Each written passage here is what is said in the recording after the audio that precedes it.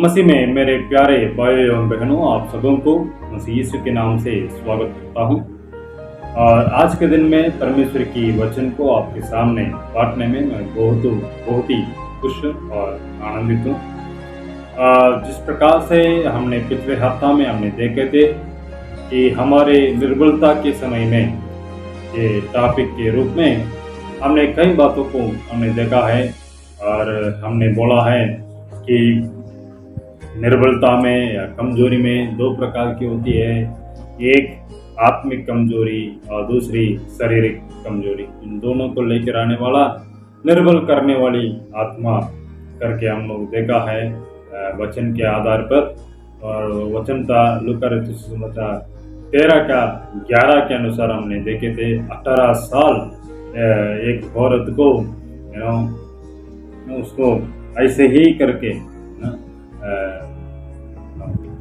उससे सीधा खड़ा होकर के देख नहीं पाई। भले वो आराधनालय में जाती थी, आराधना करती थी, लेकिन खुली रीति से, स्वतंत्र रीति से उसने आराधना कर नहीं पाई, क्योंकि उसको निर्बल करने वाली आत्मा ने कसे हुए थे और जकड़े हुए थे, जिसके कारण वो खुल्लम से परमेश्वर को आराधना नहीं कर पाया। और एक बार जिस प्रकार से यीशु मसीह ने उसको छुआ और चंगा किया, और तुरंत हम लोग देख सकते हैं उस व्यक्ति ने, उस औरत ने परमेश्वर की नाम की बड़ाई किया।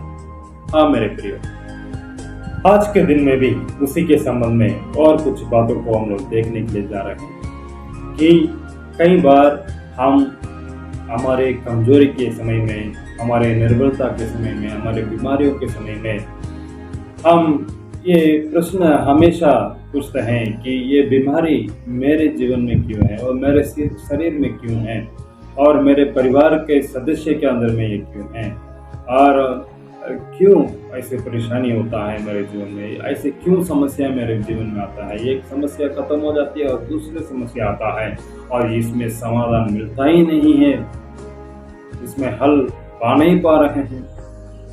ऐसे करके हम कई बार सोचते हुए और हम डिस्करेजमेंट के साथ, निराशा के साथ हम बैठ जाते हैं, हमारे सारे आशा टूट जाती है। मेरे प्रिय, हम में से कई लोगों के जीवन में, कई लोगों के शरीर में इस प्रकार की कमजोरियां कई बार होता होगा, और किसी को बहुत ही गंभीर भरी हुई समस्या होगी और किसी को ऐसे हो सकता है, लेकिन कई बार समस्या ही होती है और हम उस समस्या से बाहर नहीं आ पाते और उस बीमारी से हम बाहर नहीं आ पाते, और जो कुछ हम लोग कमाते हैं उन सारे कमाई इस बीमारी को खर्चा करने में हो जाता है और हमारा जिंदगी बर्बाद हो जाता है। तो हम लोग सोचते हैं ये क्यों है ऐसा, और मैं मसीह में आने से पहले बहुत अच्छा था और मसीह में आने के बाद मेरे जीवन में ये प्रश्न क्यों है, इतना समस्या क्यों है। मैं उस जिंदा परमेश्वर को सेवा कर रहा हूँ, उस परमेश्वर को, उस जीवित परमेश्वर की बड़ाई करता हूँ, आराधना करता हूँ, और फिर भी इस समस्या मेरे जीवन में। इस जवाब का, इस सारे प्रश्नों का जवाब दूसरे कुरिन्थियों 12 अध्याय उसका 9 और 10 में इस प्रकार से लिखा है। मैं आपके लिए पढ़ रहा हूँ। और उसने मुझसे कहा, मेरा अनुग्रह तेरे लिए बहुत है, क्योंकि मेरे सामर्थ्य निर्बलता में सिद्ध होती है। इसलिए मैं बड़े आनंद से अपनी निर्बलताओं को घमंड करूँगा कि मसीह की सामर्थ्य मुझ पर छाया करती रहे। इस कारण मैं मसीह के लिए निर्बलताओं और निंदाओं में और दरिद्रता में और उपद्रवों में और संकटों में प्रसन्न हूँ, क्योंकि जब मैं निर्बल होता हूँ तभी बलवान होता हूँ। मेरे हमारे निर्बलता में बलवंत होना परमेश्वर की इच्छा है। हमारे निर्बलता में बलवंत होना परमेश्वर की इच्छा है। हाँ मेरे प्रिय, यहाँ पर साफ रीति से लिखा है या हमारे निर्बलता में परमेश्वर की अनुग्रह हमारे पास, और दूसरा हमारे सामर्थ और निर्बलता में सिद्ध होती है, उसका बल सिद्ध होती है। हाँ मेरे उसकी सामर्थ, और तीसरा हम लोग ये बातों को देख सकते हैं कि मसीह की सामर्थ हम पर छाया। इन तीनों बातों को हम देखने से हमें क्या ना, ऐसे ही परमेश्वर के दास ने लिखा है? नहीं मेरे को नहीं। कई बार देर हो सकती है, कई बार हम प्रार्थना करते हैं और जवाब मिलने के लिए देर हो जाता है। इसका ये मतलब ये नहीं है कि परमेश्वर हमारे बातों को सुना। कई बार 38 साल इंतजार करना पड़ेगा। जैसे यूहन्ना रचित सुसमाचार में हम लोग देखते हैं 5वां अध्याय, उसके समान 38 साल हमको शायद हमारे आज़ादी के लिए, हमारे मुक्ति के लिए हम इंतजार करना पड़ेगा। हमारा बीमारी ठीक होने के लिए इंतजार करना पड़ेगा। और लूका रचित सुसमाचार 13 अध्याय में हम लोग जिस प्रकार से देखा है, शायद 18 साल हम उस औरत के समान हम इंतजार करना पड़ेगा।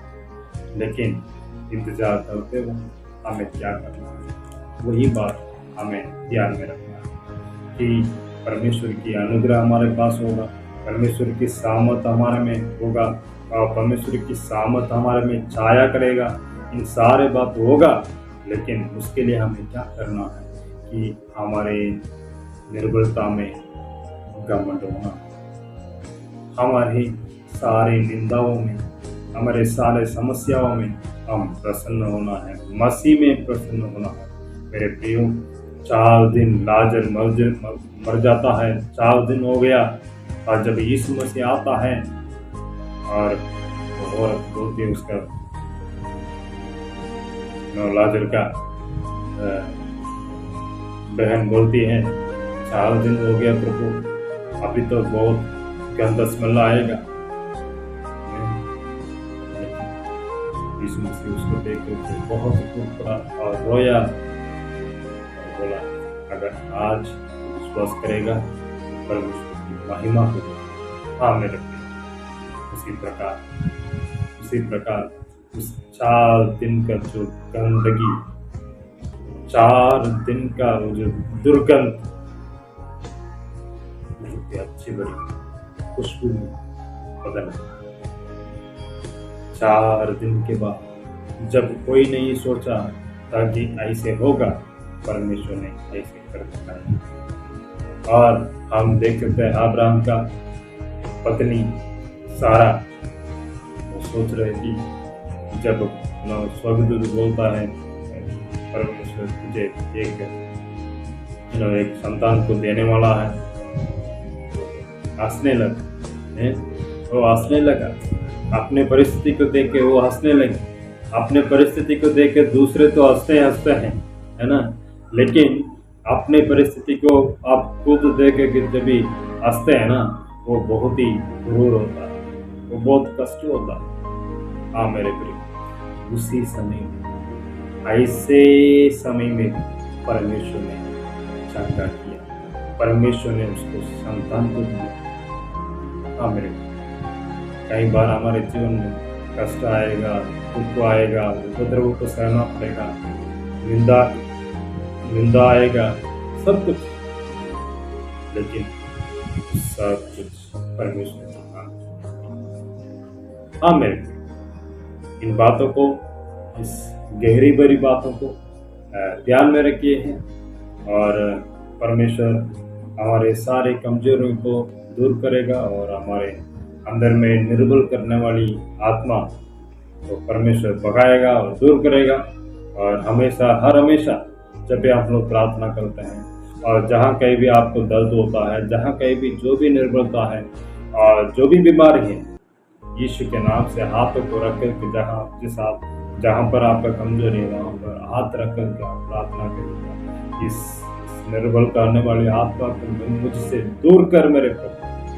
परमेश्वर दूर करेगा और आप आज़ादी देगा और आपकी बीमारी को ठीक करेगा। परमेश्वर के इस वचन के द्वारा आप सबों को बहुत अच्छा आशीष, और इस सप्ताह में जो कुछ आप करने के लिए जा रहे हैं उस सभी में परमेश्वर सफलता प्रदान करे। परमेश्वर करे आप सभी को बहुत ऐसे आशीष। आमीन।